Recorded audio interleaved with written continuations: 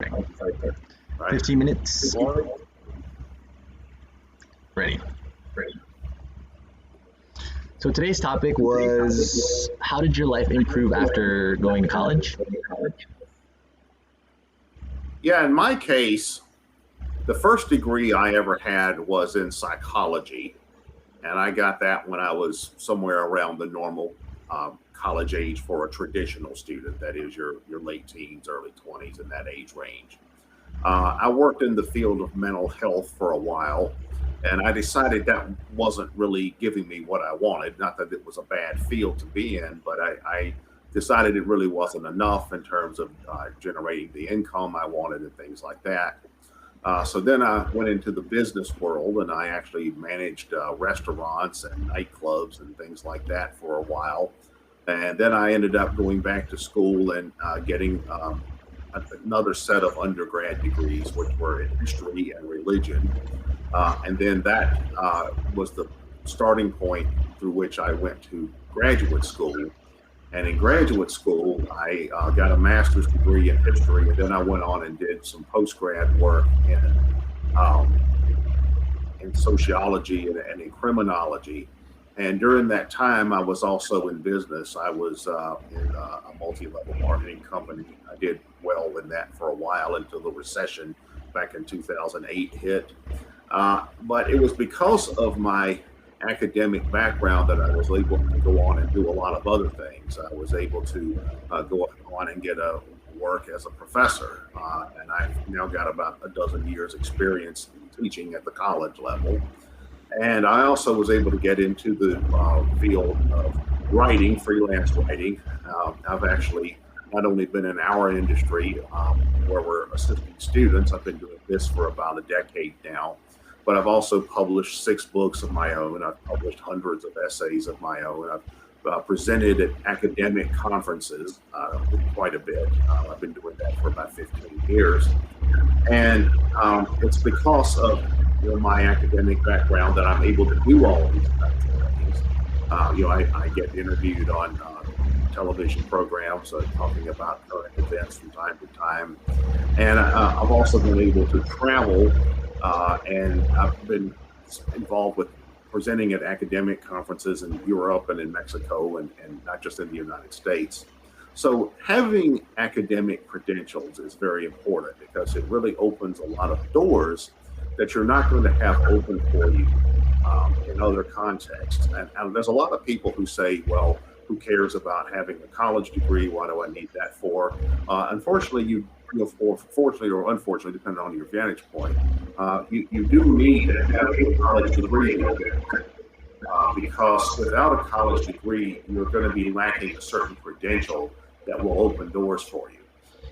Like when you're going to school, you may think, well, why do I really need to do this? Why do I need to get this degree? Who cares about getting a degree in human resources management, or who cares about getting a degree in IT, or who cares about getting a degree in nursing? But your degree is essentially your pass. It's your ticket to a lot of things that you're not going to be able to do if you don't have these credentials. So it's very important to have the credentials, and then the more credentials you have, the more doors that's going to open for you. It's no different than whenever you see top brass from the military on being interviewed on television. You'll notice if they're talking to somebody who's a top general, they'll have all this medallions on his chest. And I was never in the military, so I don't really know what all that means. But what those medallions signify is the things that he's accomplished along the way in his military career. And that's now why he holds a position like chairman of the Joint Chiefs of Staff or something like that. And education works the same way. The more credentials you have in education, the more things you can do. I worked in mental health because I had a degree in psychology. I present at academic conferences in different parts of the world because I have the various other degrees that I have. I'm a published author because of the educational background I have. And even a lot of the work I've done in business, while some of my degrees are not business oriented, but I would not have been able to do some of the things in business that I've done. For example, I've been a human resources manager. I've been a marketing director. And it was because of my background in the social sciences that I was able to do that, and I was able to excel at that because of my previous academic experience.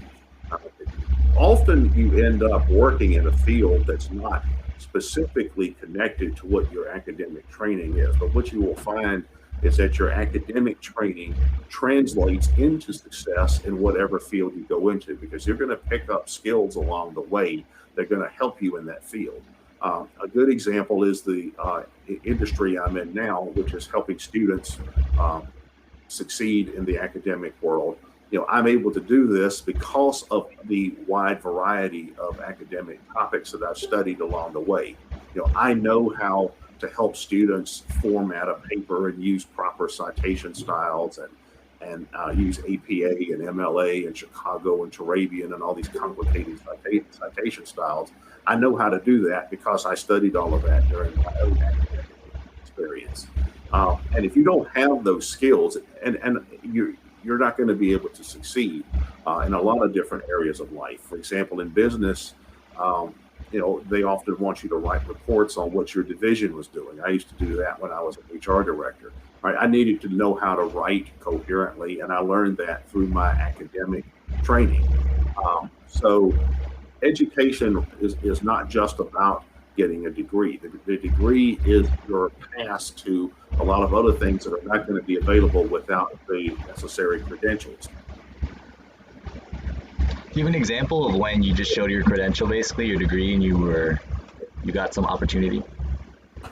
Well, sure. I mean, that's how I got hired as an academic instructor. I simply sent a message to the department head of a particular college and said, these are my credentials. Do you need an instructor? And she responded, yeah, we do. Come on in for an interview. Nice. That's just one of the examples. Do you have another example? Sure. I had an example of applying for a job as a marketing director.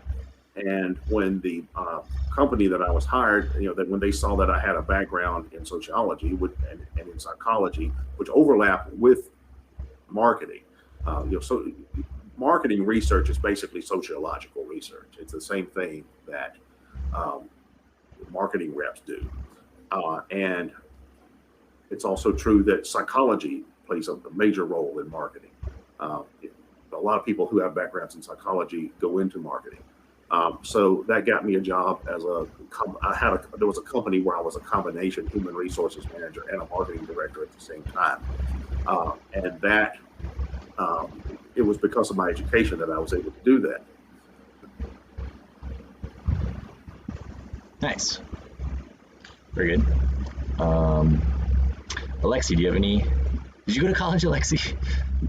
You did, right? Yeah, I got my bachelor's degree in philosophy in 2005 and 2009. And one thing I've constantly heard in my life is that, oh, you're wasting your time studying philosophy. Well, why are you doing that? Why are you going to the library, borrowing all these thick books? Why are you writing a book? Yeah, I wrote 2 books that I self-published when I was 19. Largely speaking, most people thought that was a complete waste of time. Yeah, after I graduated, I came pretty close to believing that they were right. The economy collapsed in 2009. I lived in Michigan. The automotive industry was hit particularly hard, and I ended up working as a telemarketer for 2 months. That's a job where I did not need a degree. Yet, lo and behold, the scheme that they had me sell, houses for $1, that did not last. That went belly up pretty quickly. So I began wondering, what am I going to do? And I did the only thing I knew how to do, write academic papers. In 2009, I went on Craigslist, and I offered my services as an academic writer. That was August 2009. I didn't get much business, but since September, things have picked up. And by October of 2009, they have really picked up. I had more work than I needed, and I was already making a good bit of money. I went from zero to hero in a matter of weeks. I was that 22-year-old kid who knew how to do nothing but philosophize. But guess what? And with that background, it became easy for me to learn other academic skills. I've noticed that writing a philosophy paper was much more challenging than, say, writing a history or an English paper. Given that I knew how to analyze difficult texts, how to build logical arguments, how to identify evidence, that was a piece of cake for me to learn how to write an essay for business class, or sociology class, or even statistics, as long as it was not too mathematically heavy. But I also had a background in symbolic logic as a philosophy student, so I could do basic math and basic statistics. In a nutshell, my background in philosophy gave me a solid foundation to learn academic writing of all sorts, and that's what I've been doing ever since. Between 2009 and 2014, I've built a loyal following of clients. My customer base grew every year. I've established lasting relationships with many of my clients who came back to my services year after year after year, and I've passed the torch down to my right. 2014. After 2014, I began hiring people. I believe Keith was the first full-time writer I've hired, and he's been with us ever since. So it's been 8 years. Florian came along a little bit after.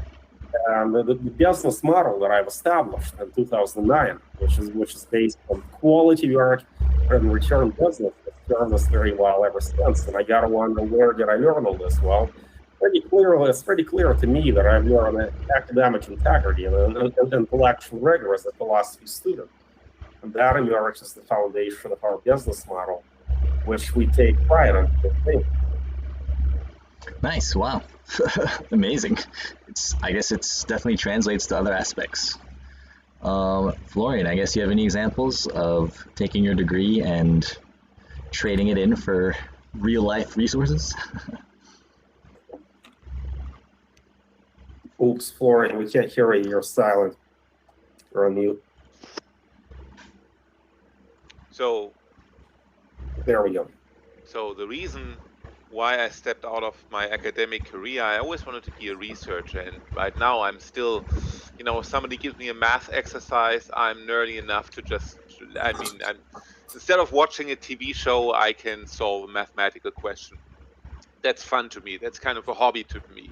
But the reason why I stepped out of academia basically around 2015 was that I was at the stage where I would become a professor, and that meant writing grants. And if you write a grant to acquire money for your research, then you depend on a whole lot of other people and bureaucrats and committees, and you have a lot of work and you have no guarantee to get funding. And I thought that was always a stressful and low return on interest work to do. So I basically started freelancing, and I met Alexei over the internet, and I started to write for him. And I realized one interesting thing. I worked in a STEM field, biomedical research, and what I learned was doing hypothesis, doing research, formulating hypotheses, and thinking about how to write a thesis.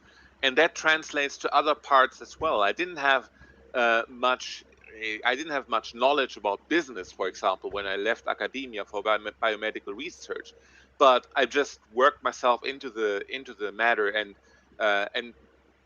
the structure of academic work for business and for management is just a different topic, but the structure is still very much the same that you use to write research papers for biology and for biochemistry. So that was some kind of transfer knowledge that I could take from what I learned and apply it to many other fields. Nice. Awesome. Any final thoughts, anybody?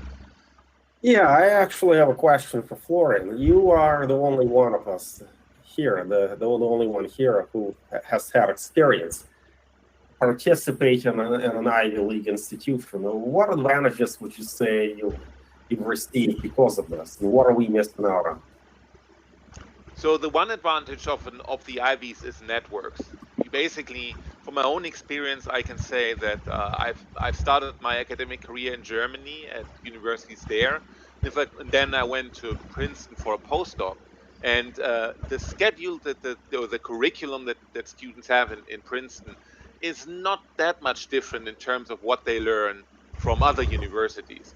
But it's the people that are invited to the campus there. Like, for example, Hillary Clinton was speaking there at one point. I think The author of the Satanic Verses was speaking there at one point. So politicians and high-level people go to campus and speak there, but the subjects that you learn, they are very similar to any other university. So basically, the Ivies give you an advantage in terms of networking. That's really, you build networks. You have an easier time getting your foot into other careers. That's basically one of the major reasons, and by extension, that's also a reason to go to college in any other part. The networks you basically get to experience.